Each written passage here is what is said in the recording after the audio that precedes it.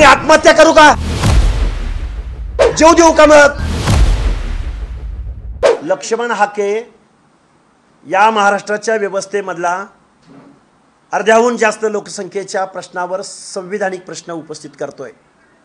मला पाठिंबा जरी देत नसले तर मी चुकीचा आहे असा कोणता ओबीसी म्हटलाय त्याचं मला फक्त नाव सांगा। असा कुठला ओबीसीचा नेता म्हटलाय की लक्ष्मण हाके पूर्णतः चुकीचं बोलतायत? कुठला आमदार, कुठला खासदार किंवा कुठले मुख्यमंत्री अथवा कुठले उपमुख्यमंत्री असं बोललेत की लक्ष्मण हाके चुकीचं बोलतायत? आम्ही सवाल विचारलाय की मराठा समाजाचं इन्क्लुजन जर ओबीसी मध्ये झालं तर ओबीसीचं काय होणार? या प्रश्नाचं उत्तर मी जे प्रश्न मांडतोय, निश्चित मी मेंढपाळाचा पोरगा आहे, मी कुठल्या आमदार खासदाराचं पोरगा नाही, सर्वसामान्य आंदोलक आहे। पण मी आवाज उठवत असताना हा आवाज चुकीचा आहे। जर चुकीचं वाटत असेल, कायदा भंग करणारं वाटत असेल, मी शासन विरोधी वागत असेल, संविधान विरोधी वागत असेल तर या शासनाने मला उचलून आतमध्ये टाकायला हवं होतं। यातून एक स्पष्ट होतं की संपूर्ण ओबीसी समाज तुमच्या सोबत आहे की नाही हा प्रश्न निर्माण होतो। येऊ घातले। दुसरी गोष्ट, काही दिवसांपूर्वी माळी समाजाबद्दलचा एक व्हिडिओ तुमच्या सोशल मीडियावर गेला होता, त्यानंतर देखील अनेक ओबीसी समाजातल्याच नेत्यांनी तुमच्या सगळ्या लोकांना माहिती आहे, आत्ता ही जाती जातीत भांडायची वेळ नाही। जे काही कोणी केलं आणि दाखवलं त्या सगळ्या लोकांना माझी कळकळीची विनंती आहे, आज रोजी आमचा महाराष्ट्रातल्या अर्ध्याहून जास्त संख्येचा हा लढा आहे आणि हा लढा लढत असताना जिसका जमीर जिंदा है वो खुद पे खुद चलते आएंगे। प्रश्नच नाही। बर, माझ्यासोबत नाही असं समजा, लक्ष्मण हाके चुकीचं बोलतायत असं समजा, ओबीसीचं आरक्षण संपवून टाका, देऊन टाका मराठा समाजाला, आणि ते दिलेलं आहे तुम्ही। झुंडीच्या जोरावरती ओबीसीला कोणीच बोलत नाही म्हणून तुम्ही आरक्षण संपवणार आहात। 50-50 हजार माणसं मुंबईकडे गेली म्हणून तुम्ही गावातल्या, मी कायम नावं घेतोय, कुंभाराचं काय, सुताराचं काय, लोहाराचं काय, परटाचं काय, नाभिकाचं काय, मेंढपाळाचं काय, बंजाराचं काय, ती माणसं बोलत नाहीत। याचा अर्थ त्यांना कळत नाही असं तुम्हाला म्हणायचंय? ते रस्त्यावर उतरत नाहीत याचा अर्थ त्यांचं आरक्षण संपवायचं आहे? संपवा, देऊन टाका मराठ्यांना आरक्षण। आणि थांबा 2 मिनिट, मी आत्महत्या करू का? जीव देऊ का मग?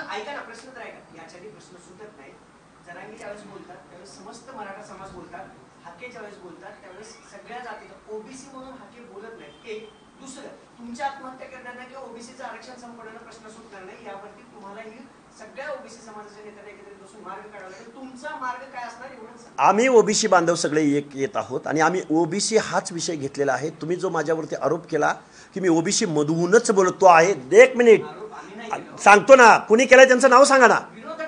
विरोध कोण बोलले असं? कुठं माहित आहे? सगळ्या चॅनलवरचे जे मराठा समाजाचे लोक चॅनलवर, म्हणजे चॅनलवरती पण मराठा समाज असं काही झालं का? तुम्हीच बोला ना आता।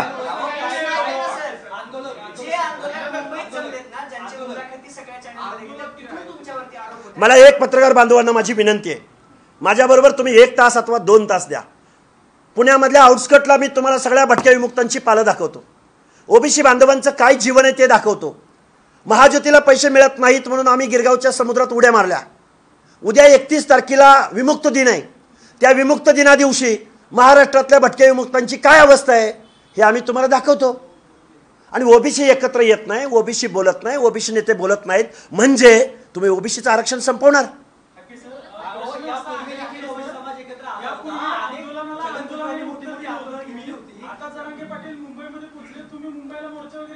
आम्ही महाराष्ट्रामध्ये ओबीसी जोडो अभियान, ओबीसी संघर्ष यात्रा, ओबीसी आरक्षण बचाव यात्रा या टायटल खाली आम्ही महाराष्ट्रामध्ये आंदोलन करणार आहोत हे मी सांगत आलोय।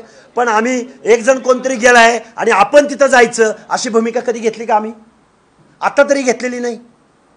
आम्ही आंदोलन करणार आहोत ना। अरे 2 दिवस थांबा ना, मी वेळोवेळी बोलतोय।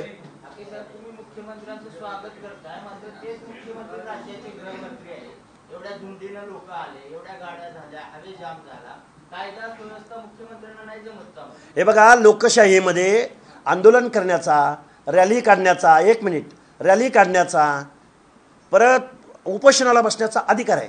पण आताचं जे काही न्यायालयाने जे निर्देश दिलेले आहेत, आता गणपतीचा उत्सव डोळ्यासमोर ठेवून, त्या ग्राउंडची कॅपॅसिटी डोळ्यासमोर ठेवून, मुंबईतल्या रस्त्यांची रहदारी डोळ्यासमोर ठेवून काही निर्देश दिलेले आहेत. लोकशाहीमध्ये आंदोलन करण्याचा अधिकार आणि याच्या अगोदर लाखोंचा जनसमुदाय अनेक आंदोलनं महाराष्ट्रात झालेली आहेत ना. त्यामुळे तुम्ही लोकशाही विरोधी मुख्यमंत्रीही वागू शकत नाहीत. पण या गोष्टीची कल्पना आहे, बीड ज्या पद्धतीनं पेटलं, बीडमध्ये जी विस्फोटक परिस्थिती निर्माण झाली ती परिस्थिती मात्र मुंबईमध्ये होऊ शकते. हे मी जबाबदारीने तुम्हाला सांगतो. यापूर्वी छगन भुजबळ मोठ्या प्रमाणामध्ये बोलत होते आंदोलनाच्या वेळी. यंदा छगन भुजबळ बोलत नाहीये. तुम्हाला अडवलं जातं, अटक केली जाते, तुम्हाला पोलीस ताब्यात घेऊन जातात आणि इकडे एवढ्या झुंडीनं लोक आले. त्या आझाद मैदानावर 5,000ची क्षमता सांगितली आहे, आता जवळपास 50,000 लोक आले, जाम झाले सगळं. त्यांच्यावर का कारवाई करत नाही सर? हे बघा, हा सामाजिक दुजाभाव आहे. गृह विभागाकडून असेल, पोलीस प्रशासनाकडून असून, सत्ताधाऱ्यांकडून असेल. आम्हाला हॅबिच्युअल अफेंडर्स ॲक्ट आत्ता पण लागू होतो ना. गावात एखादा गुन्हा घडला की पहिल्यांदा विमुक्त जातींनाच अटक केलं जातं, उचलून आणलं जातं, मारहाण केली जाते.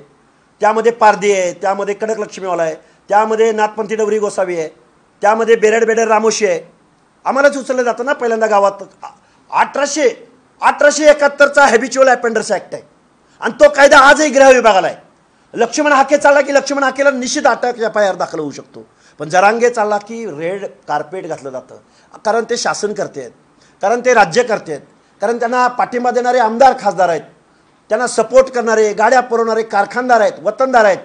त्यांनी केलेल्या मागणीला अरे एकही माहीचा लाल या महाराष्ट्रामध्ये पैदा झाला नाही की तो चुकीचं बोलतोय म्हणणारा.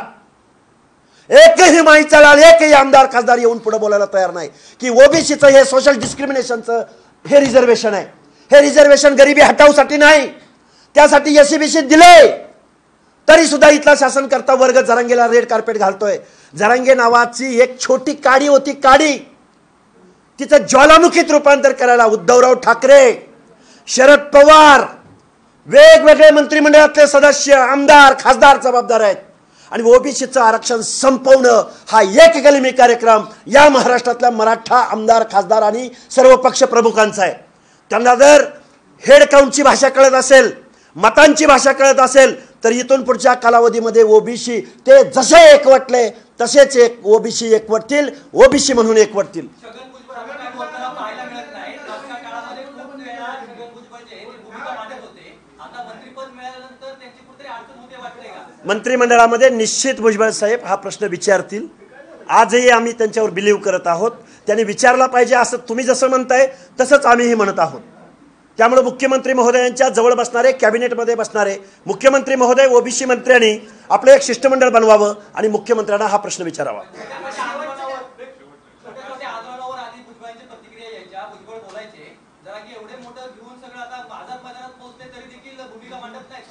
हा प्रश्न त्यांनाही विचारावा आणि ते बोलतील असा आमचा आज रोजी विश्वास आहे.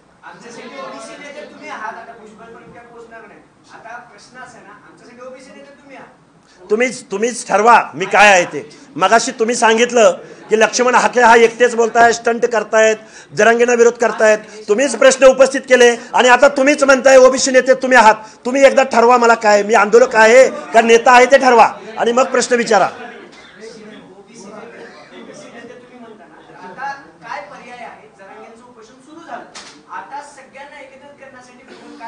उद्या आमची मीटिंग होत आहे.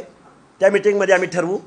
महाराष्ट्रातल्या वेगवेगळ्या ओबीसी संघटनांना आणि सर्व जातीच्या वेगवेगळ्या संघटनांना एकत्रित करण्याचा प्रयत्न करू. आम्ही तर आमच्या श्वासाचा म्हणजे जेव्हा जीव असेपर्यंत आम्ही लढणार आहोत. आता मग ज्यांना आरक्षण टिकावं असं वाटतंय ते सगळे एकत्रित येतील आणि जर एकत्रित नाही आले तर ओबीसीचं आरक्षण संपलेलं असेल एवढं जबाबदारीनं सांगेन. धन्यवाद.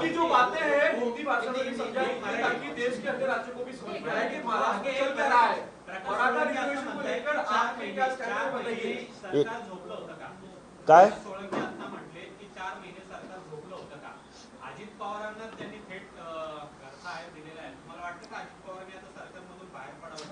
सोळंकीने, हे बघा, सोळंकीचं जर हे वाक्य, सोळंकींचं हे वाक्य जर खरं असलं, सोळंकीनी पहिल्यांदा आमदारकीचा राजीनामा द्यावा त्या माजलगाव मतदारसंघातून. त्या विजय पंडितांनी पहिल्यांदा आपल्या आमदारकीचा राजीनामा द्यावा. बजरंग सोनवणे, वळवाच्या पावसात खासदार झालेला माणूस, त्यानं पहिल्यांदा आपल्या खासदारकीचा राजीनामा द्यावा आणि जरांगेच्या आंदोलनात या प्रश्नावर उतरावं.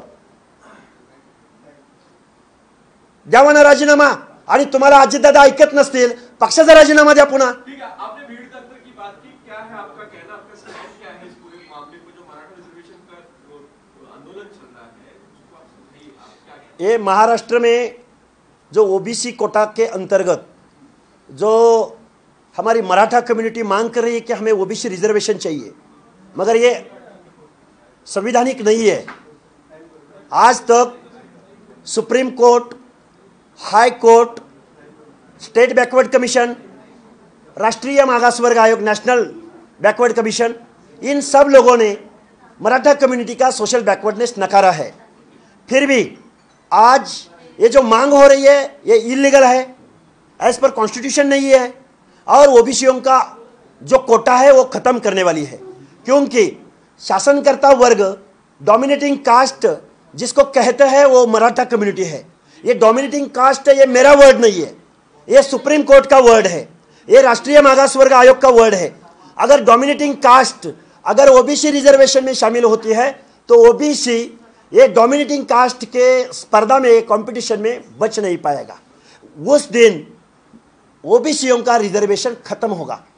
जिस लोगों से, जिस डोमिनेटिंग कास्ट से हमें प्रोटेक्शन मिलना चाहिए, इसलिए हमें मंडल आयोग की तहत हमें जो ओबीसी रिजर्वेशन मिला है, सोशल जस्टिस मिला है, 1994 में मिला है, ये ओबीसी रिजर्वेशन खत्म हो जाएगा। ये मैं बहुत जिम्मेदारी से, जवाबदारी से आपके सामने रख रहा हूँ।